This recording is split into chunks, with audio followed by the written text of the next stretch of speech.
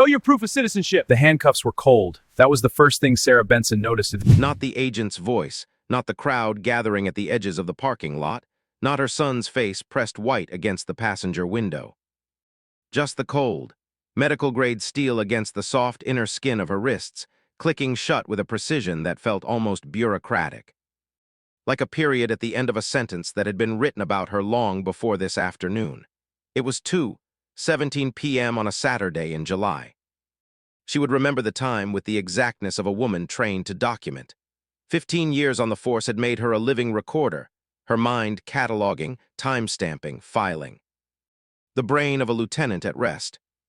She'd stopped at Burger Barn on Hennepin Avenue because Elijah had asked 3 times, and she'd learned long ago that the small yesies made the hard no's easier to deliver. He'd wanted a chocolate shake. She'd wanted 10 minutes of ordinary Saturday before she dropped him at practice. She did not get them. The van had been parked near the exit, white, unmarked, idling at the kind of angle that suggested it had been positioned, not parked. She'd clocked it when she pulled in, the way she clocked all vehicles that didn't quite belong. 15 years of scanning environments for threat had made the habit involuntary, like breathing. But she'd decided, consciously, deliberately, not to let the job steal this afternoon from her. Elijah was mid-sentence about a crossover he'd spent 2 weeks perfecting. She'd chosen to listen. The agents emerged before she reached the speaker, 3 of them, ice patches on tactical vests. Moving in the kind of loose formation that communicated training, 1 center, 2 flanking, hands loose near their belts, eyes already decided. Agent Derek Carlson reached her window before she could process the calculation from threat awareness to specific threat. He was white, mid-40s, the face of someone who had confused confidence for correctness for so long that the two had merged entirely in his expression. Afternoon. Immigration and Customs Enforcement. He held up his credentials with the gesture of someone who'd done this so often the movement had become rote. We're conducting compliance checks in this area. I'm going to need to see identification and proof of legal residency. Sarah looked at him for exactly 1 second. She understood the specific quality of that second, the gap between what she felt and what she could afford to show. 15 years of wearing a badge in a city that didn't always want her wearing it had taught her the arithmetic of black survival in spaces of authority. Rage was expensive. Composure was armor. I'm a police officer, she said, her voice measured and clear. Minnesota PD, Lieutenant Sarah Benson, badge number 3462. My credentials are in the glove compartment. She moved her hands slowly, demonstrating, telegraphing every centimeter of movement. Carlson didn't step back. Everyone says they have something. Do you have documentation on you right now? Everyone says they have something. She felt the sentence land in her chest like a stone into water. Not surprising, that was what made it worse. She'd expected disbelief. She'd been trained by experience rather than curriculum to expect it. But she'd spent 15 years earning the right not to have to, and the gap between what she'd earned and what she was being given burned with a particular clarity. My driver's license is in my wallet, she said. My badge is in the vehicle. If you call my precinct, we'll verify once we've established identity and status. Carlson's tone had shifted into something harder, closed. Step out of the vehicle. In the passenger seat, Elijah had gone very still. He was 10 years old and already knew the particular silence of a moment that required stillness. He'd learned it, she realized with a devastation she couldn't afford right now, from watching her. He'd absorbed it the way children absorb everything, not through instruction but through witness. Mom, his voice was barely audible, not afraid yet, waiting to understand whether to be. It's okay, baby. She said it the way she said everything in front of him that wasn't okay, with a steadiness she built on top of the truth rather than instead of it. Stay calm. Stay in the car. She opened the door slowly, hands visible, movements announced. The full protocol of someone who knew how quickly the calculus of a scene like this could shift, and who understood that her survival in the next 60 seconds depended on making herself legible to men who had already decided she wasn't. I'm stepping out. My name is Lieutenant Sarah Benson. I am unarmed. My son is in the vehicle. She said it loudly, not for Carlson. For the phones already rising from car windows 2, 3, 4 vehicles back in the drive-through line. for the woman in the burger barn uniform who'd stepped outside and stood frozen in the doorway, for the body cameras rolling on 3 vests that their wearers hadn't yet understood would become the most expensive footage in their agency's history. Carlson grabbed her wrist before she finished the sentence. The handcuffs were cold. And somewhere behind the tinted glass of her SUV, her son stopped breathing for a moment that would take months of therapy to name. What she carried the van smelled like burnt coffee and recycled air. Sarah sat on the narrow metal bench, her wrists bound behind her, and did what 15 years of police work had trained her to do in moments of disorientation. She counted. The ride was 11 minutes. She knew because she tracked it, the stops, the turns. The quality of sound against the van's exterior as it moved from the commercial noise of Hennepin Avenue through quieter residential blocks, and then into the flat industrial silence that surrounded. Federal facilities. 11 minutes from the drive-through to wherever they were taking her.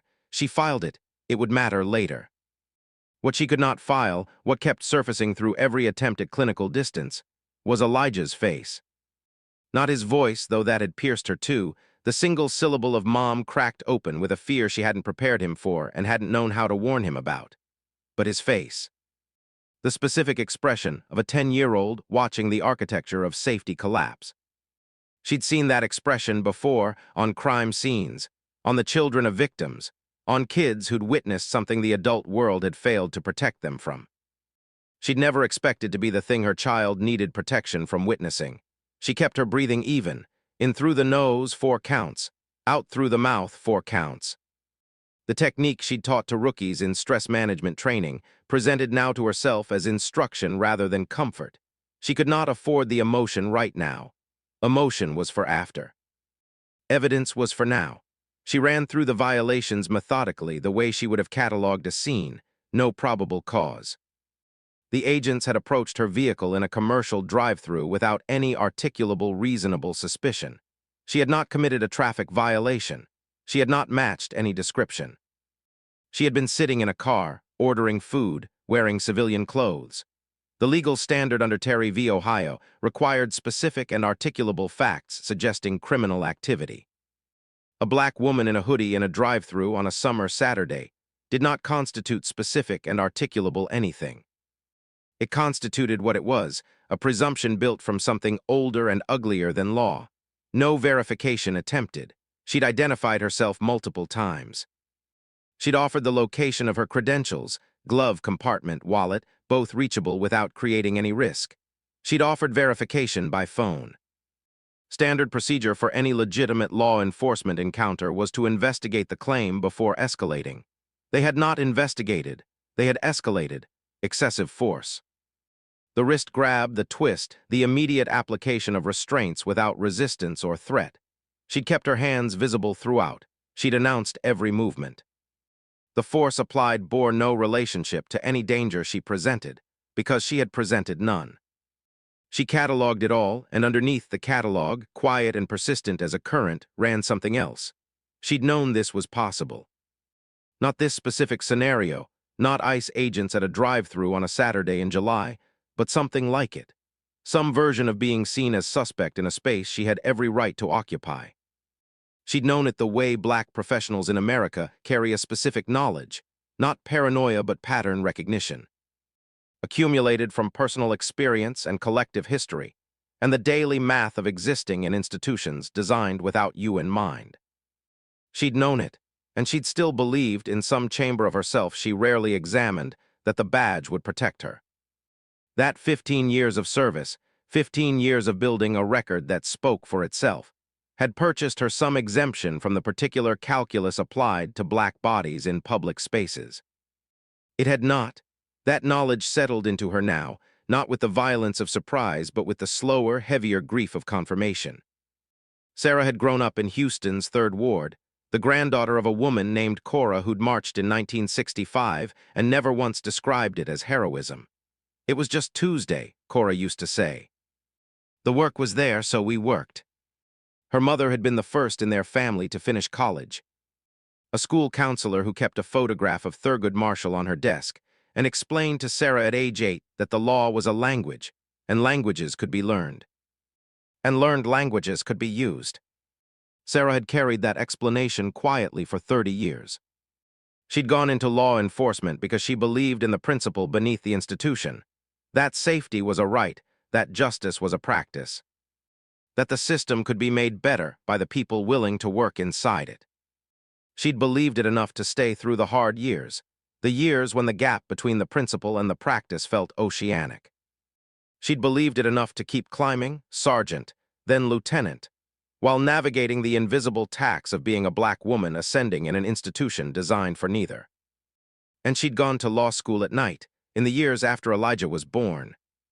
Because some part of her had always understood, that belief in an institution and preparation to dismantle it were not contradictions. They were survival. She'd told no one except Vanessa. 4 years of night classes while Elijah slept at her sister's apartment across the city. Online coursework completed in her car between shifts, the glow of the laptop screen the only light in the parking lot. Constitutional law, criminal procedure, civil rights litigation. She'd absorbed it in the hours other people used for rest, building a second self in the dark, a self that understood the law not just as a practitioner, but as a scholar. Not just as someone sworn to uphold it, but as someone trained to challenge it when it failed. She'd passed the bar on her first attempt and told no one. The van stopped. The door opened and the afternoon light came in hard and flat, the way light looks when it's been kept out for a while. Sarah stood, her wrists ached. Her mind was already 3 steps ahead. She had survived the detention, now she would document it. And then, in the way of the women who had made her, she would use it. The thing she kept hidden in the holding cell was 8 feet by 10 feet. She knew because she measured it, heel to toe, twice, while the fluorescent light overhead hummed its single note of institutional indifference. Concrete walls painted the specific beige of places designed to feel temporary but function as permanent. A metal bench bolted to the floor, a drain in the corner. A window near the ceiling, too high to see through but low enough to register the changing quality of light as afternoon aged into evening. She had been in this room for 2 hours and 40 minutes. She had spent them in a way that would have surprised most people who knew her and surprised no one who truly did. She sat very still, she breathed evenly, and she built the case. Not emotionally, not yet, that was for later, for the dark of her bedroom when Elijah was finally asleep beside her. She built it the way she'd been trained, the way she'd trained herself, in 2 separate schools that overlapped only in her. As a police officer, timeline, witnesses, chain of custody, physical evidence. As a lawyer, constitutional framework, statutory violations, standing, damages, discovery strategy. She was both of those things, in a room that treated her as neither, and the dissonance was clarifying in a way that pain sometimes is. The door opened at the 3-hour mark. Agent Voss entered first this time, Carlson behind her with the clipboard and the same expression he'd worn at the drive-thru, bureaucratic confidence, certainty as costume. But something had shifted in the geometry of their entrance. Voss was slightly ahead. Carlson's eyes moved toward the floor when he crossed the threshold. "We've confirmed your identity with Minnesota PD," Voss said. Her voice was carefully neutral in the way that indicated recent instruction. Someone higher up the chain had made a call. "You're clear for release." Sarah didn't stand. "I need your body camera footage." Carlson looked up. "That goes through official. I need the incident report.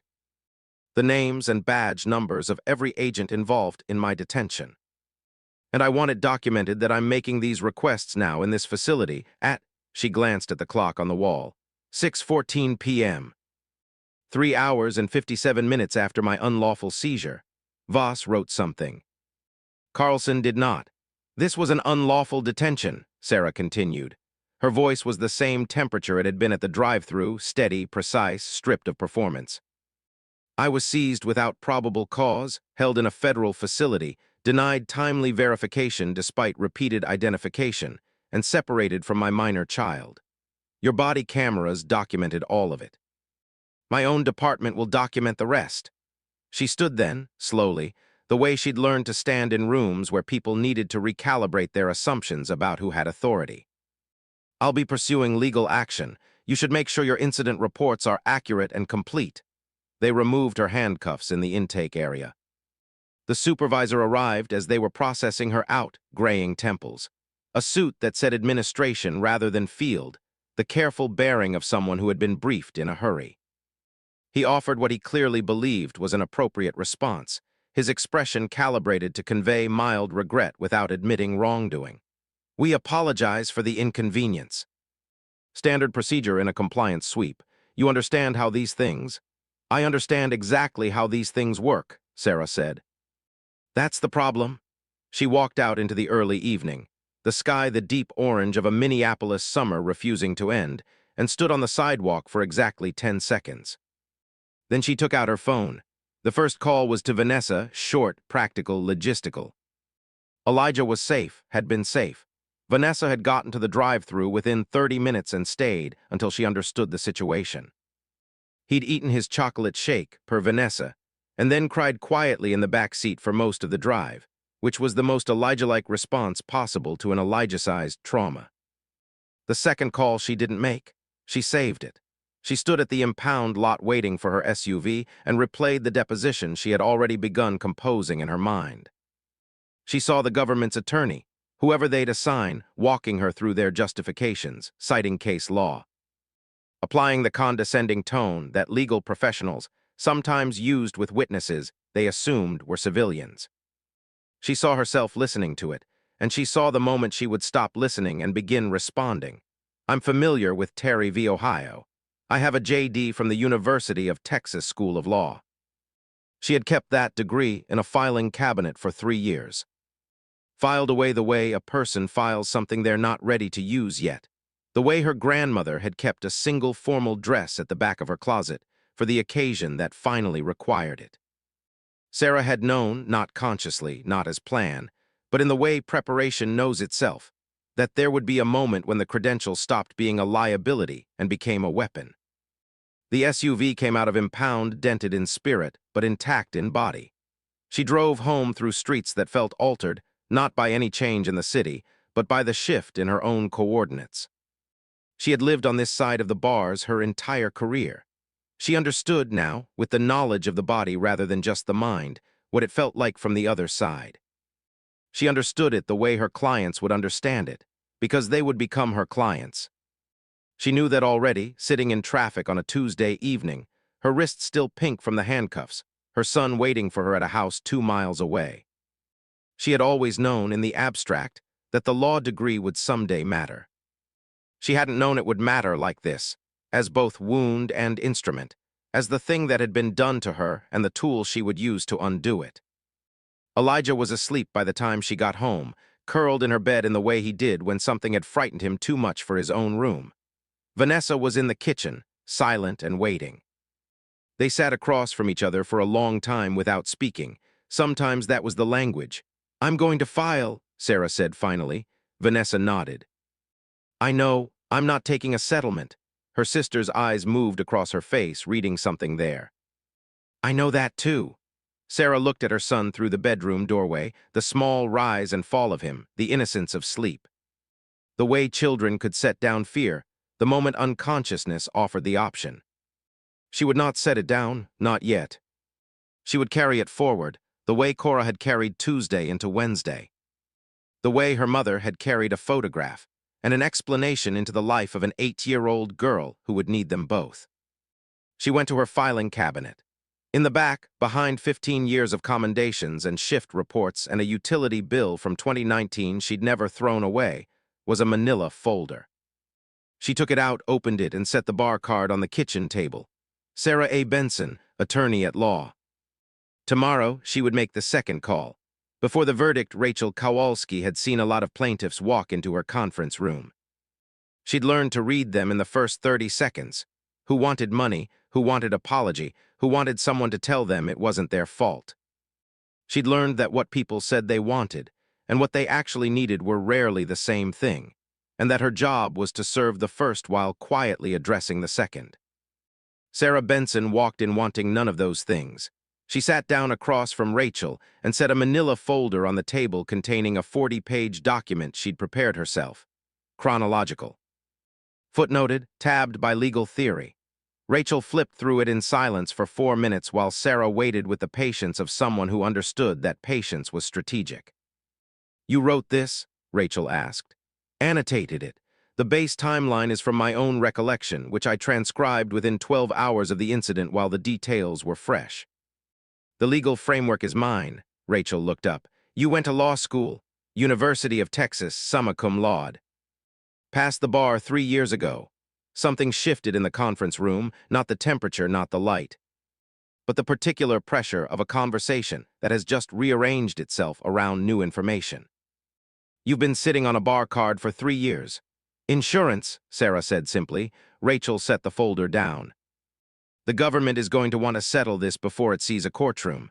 I know, quickly and quietly. They'll come in with a number that sounds significant and a non-disclosure agreement that sounds standard.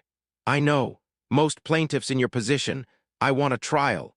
Sarah said it without inflection, without apology, without the particular performance of resolve that people sometimes offered when they wanted to seem certain. She was simply stating geography. This is where we are going. Rachel studied her. A federal civil rights trial is expensive, slow, and uncertain. Juries are unpredictable. The government has resources we don't.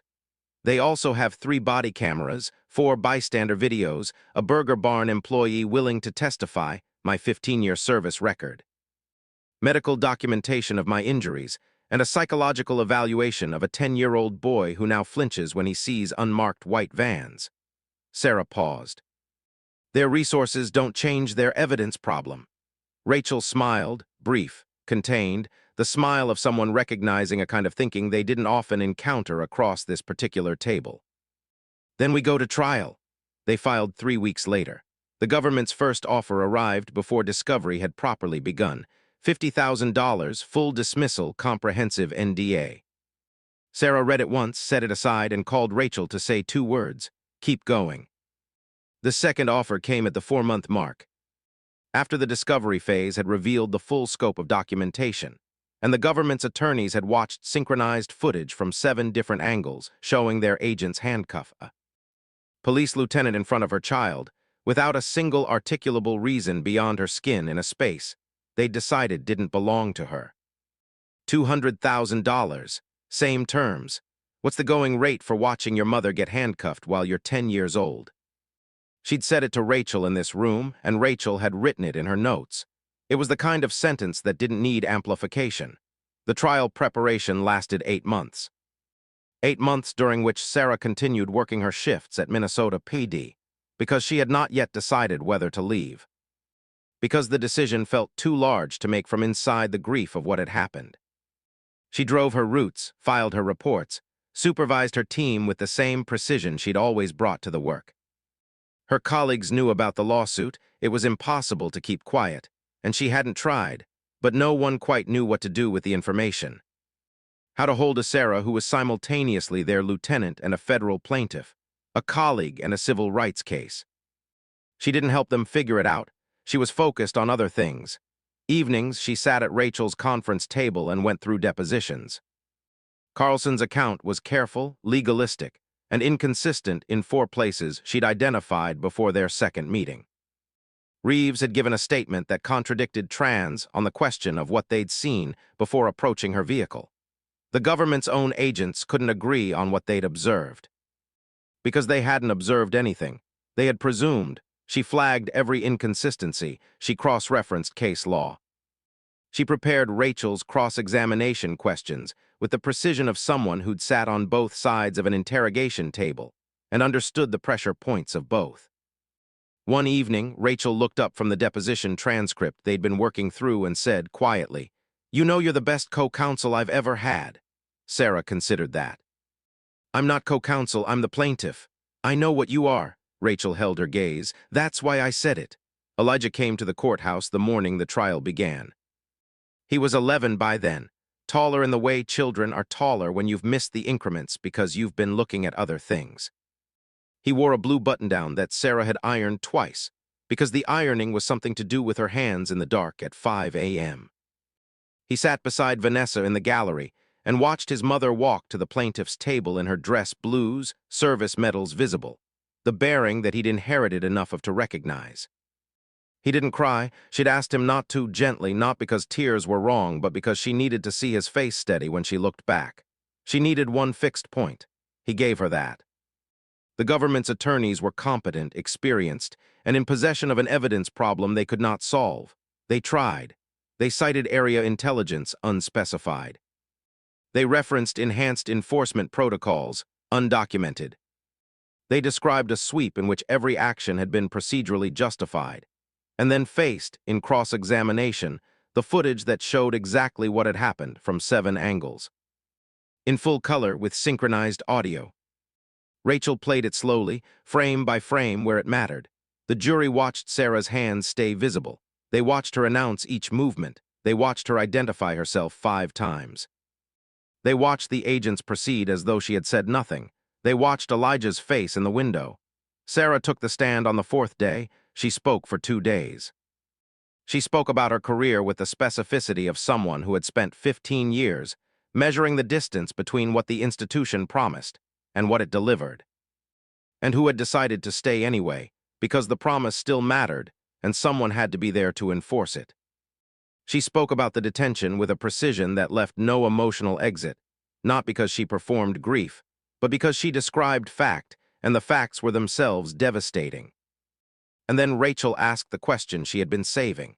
Lieutenant Benson, you've mentioned your awareness of the legal violations occurring in real time during your detention.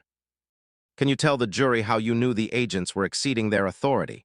The courtroom was very quiet. Sarah looked at the jury, all 12 of them, one at a time, the way she'd learned to look at a room that needed to understand something important. She drew one breath. And she answered, "The reckoning, I have a law degree." She said it simply. Not as revelation, not as performance, simply as fact, the way she stated everything.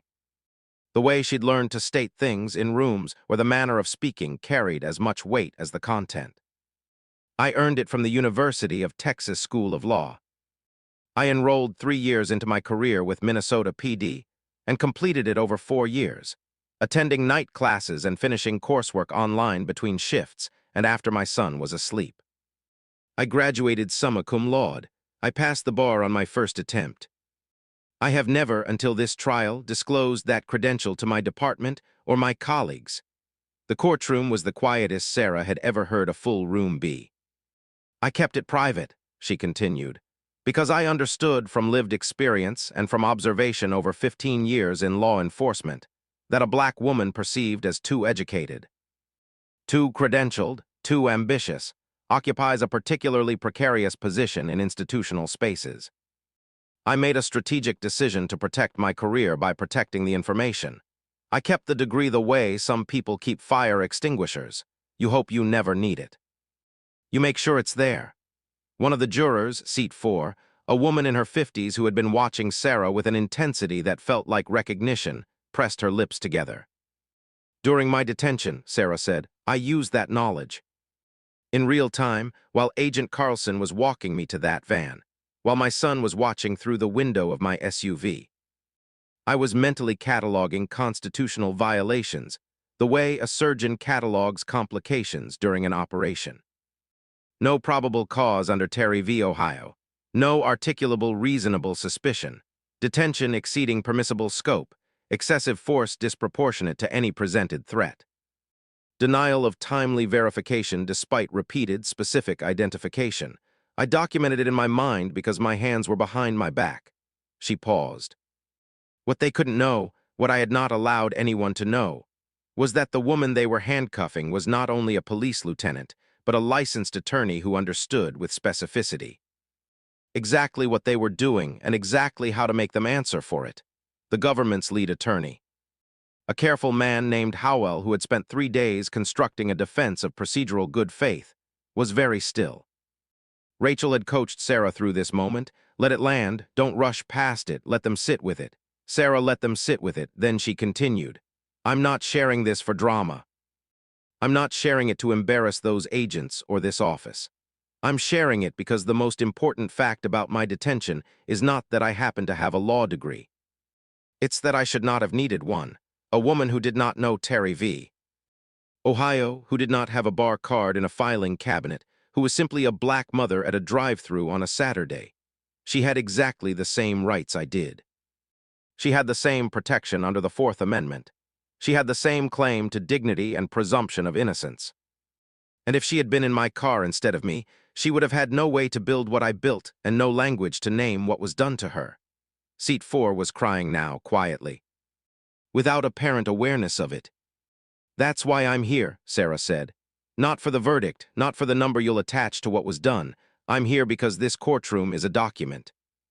Because what happened in a drive-through on Hennepin Avenue needs to exist in the record with the full weight of law behind it. So that the next agent who approaches a car without cause has to reckon with this. So that the system that sent them has to reckon with this. So that my son, who is 11 years old and has already learned things he should not have had to learn, grows up in a country where that reckoning is part of the architecture. She looked at Howell.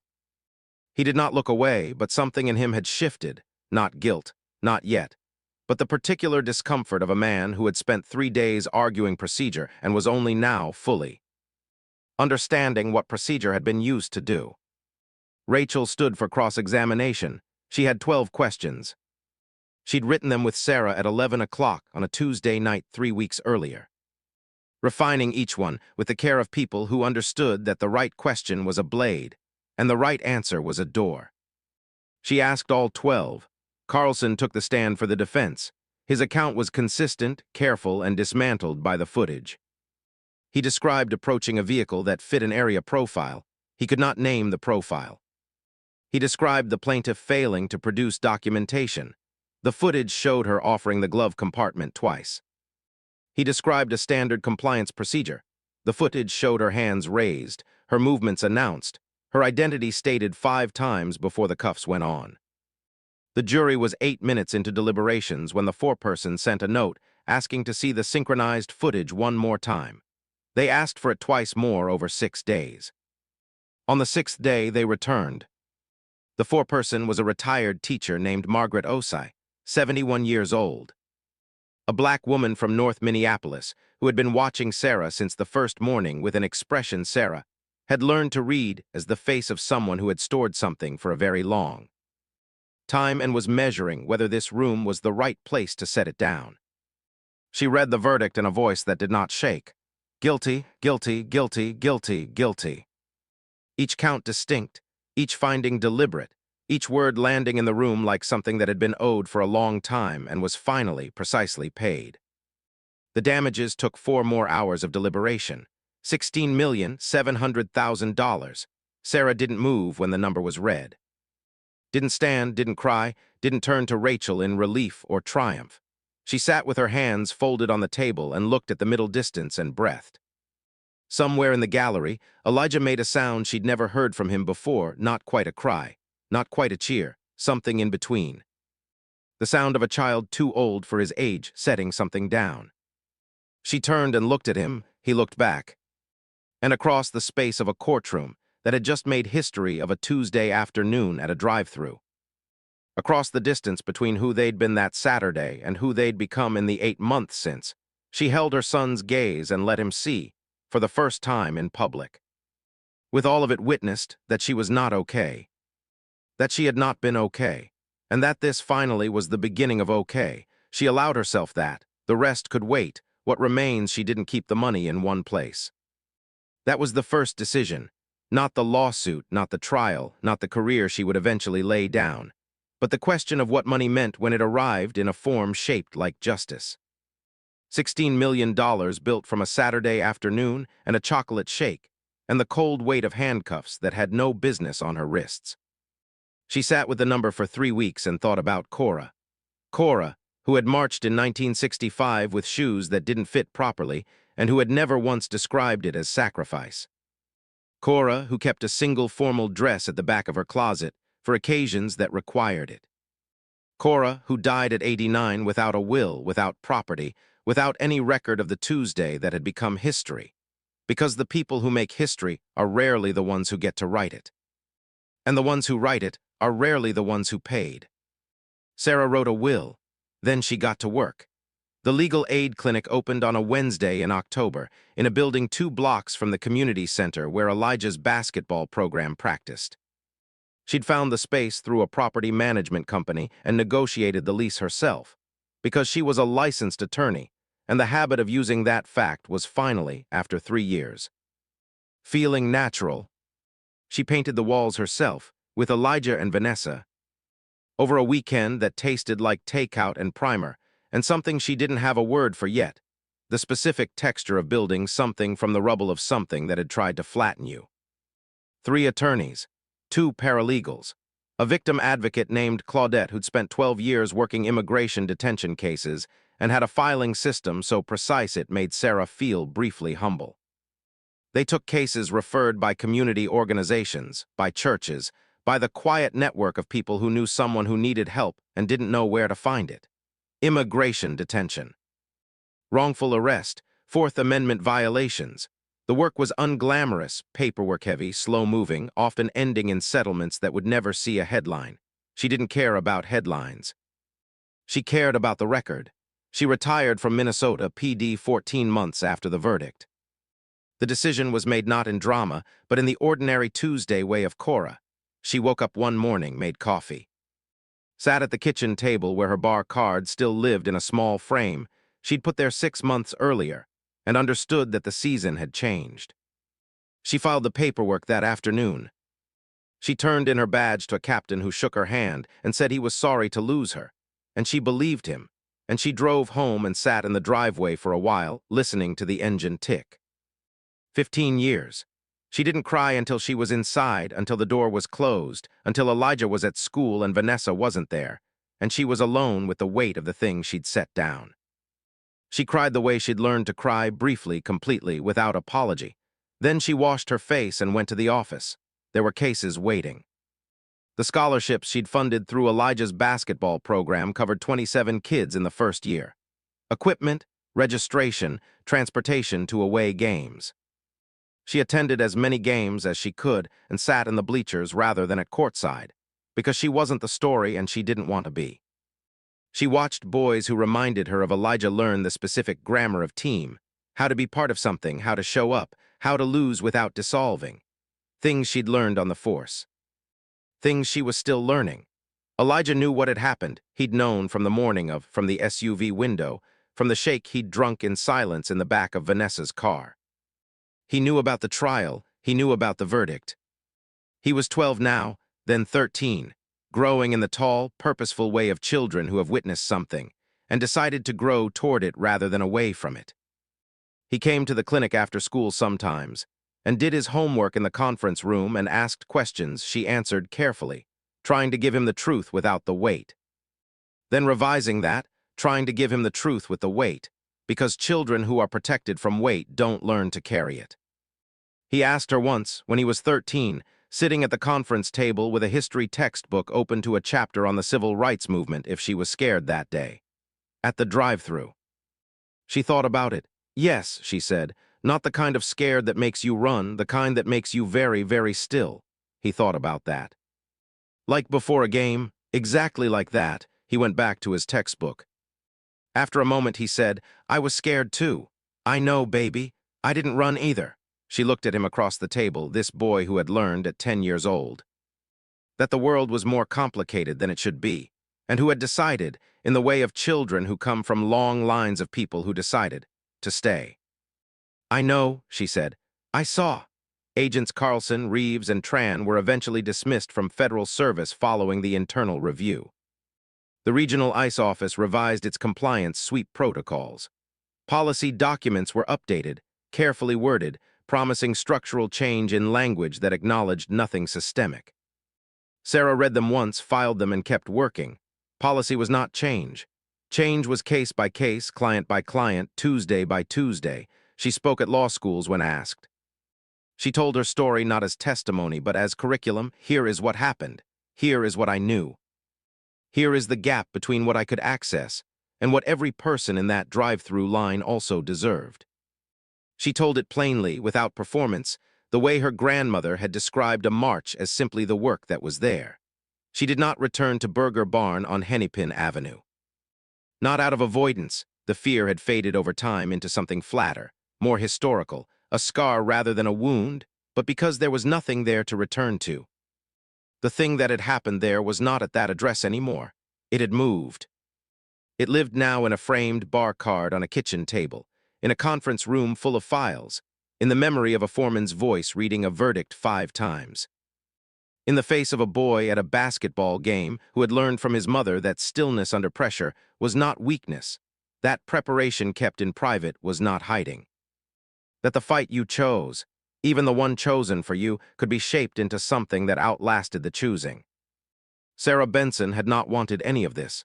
She had wanted a chocolate shake and 10 minutes of ordinary Saturday.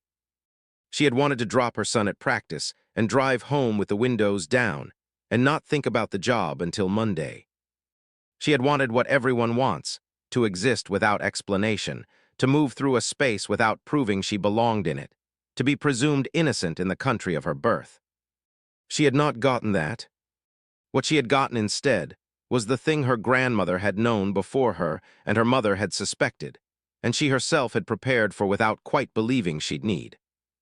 The particular power of a woman who expected the worst, readied herself for it anyway, and refused to let it be the last word. The summer sun still came to Minneapolis. Families still ordered fries. Kids still practiced crossover moves in driveways and gymnasiums and the long Saturday light of a Minnesota July. And somewhere in that ordinary noise, in the texture of regular life that continues underneath history without waiting for it to resolve, in the clinic on Wednesdays and the bleachers on Saturdays and the kitchen table at dawn, Sarah Benson kept working, not because she had to, because the work was there, and she had always known how to show up for it.